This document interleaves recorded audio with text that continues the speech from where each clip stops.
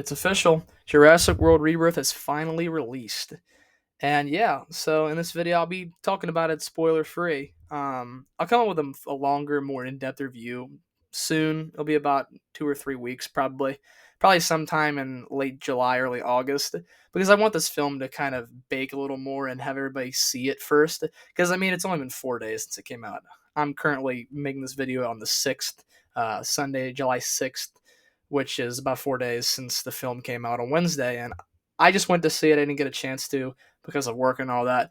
But yeah, I wanted to bring you my thoughts on it spoiler free. And before I do, thank you so much for 500 subscribers. It means the world to me. It really does. We went from like 60 to 500 like that overnight. It feels like.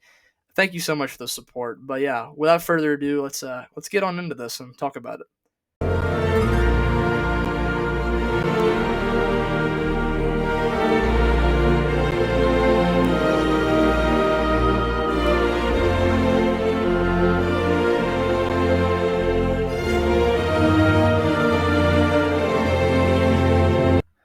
All right, so I'll just talk about my thoughts real quick, and yeah, it'll only be a few minutes here. Like I said, this is not going to be a very long review because it's the opening weekend. So the first question, right, that we've all got, I know a lot of Jurassic Park fans are asking, is it better than Dominion? And I'll say this as much out the gate: it's a 6.5 out of 10 for me. It is better. It's a better film overall than Dominion. As much as I personally kind of have a soft spot for Dominion, and the fact that it returns so many old characters, I can't really defend it against this film. This film is leagues better. Some people are saying it's marginally better or a step up. Nobody really says that this is worse. And I agree with them on that, though I would say in terms of like how much better it is, I'd say it's a lot better than what people are saying. But besides that, let's talk about the actual negatives and positives in this. And I'll start with the negatives. First bit of negatives, there's two things I have. There's two main points I have. The plot points are dealt with in a weird way, and some of the characters kind of suck. Um, so we'll start off with the actual story. Not going to spoil it, but I will say this much: a lot of the plot points are handled really weirdly. Characters' motivations are weird. People just go with things in weird ways and like just roll with stuff for no reason.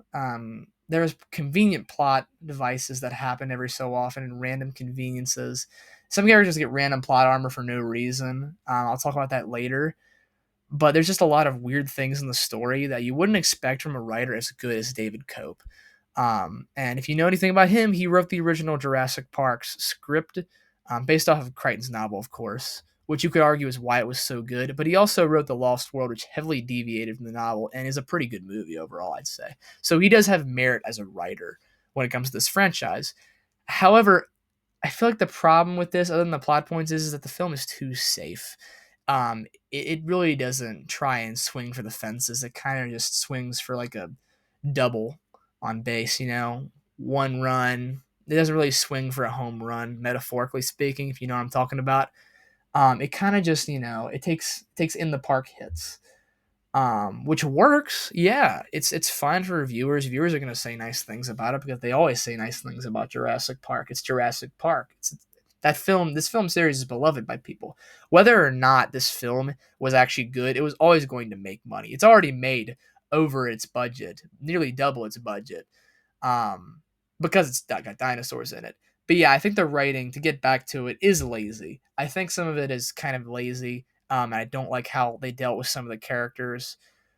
And then to get on to my final bit about this film, being the characters themselves, and some of them that I don't like. There's more characters in this film I dislike than ones I like, but the reason this isn't a huge problem for me, whereas it would be for pretty much any other film, um, is that the characters that are awesome and I like watching are pretty great characters. They're handled pretty well.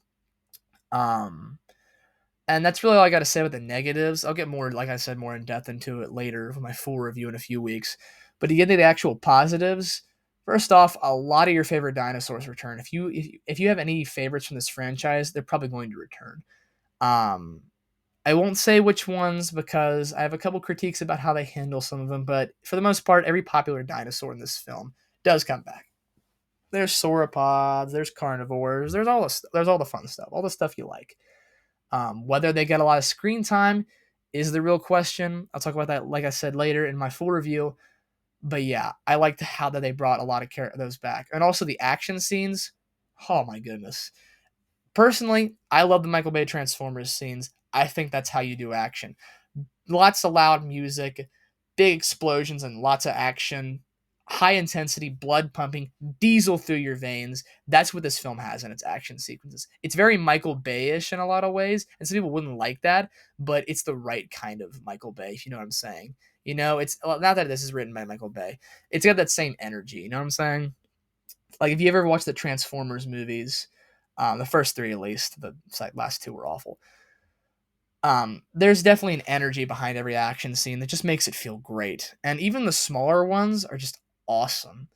I think the action scenes carry this film. They're why I get so high for me.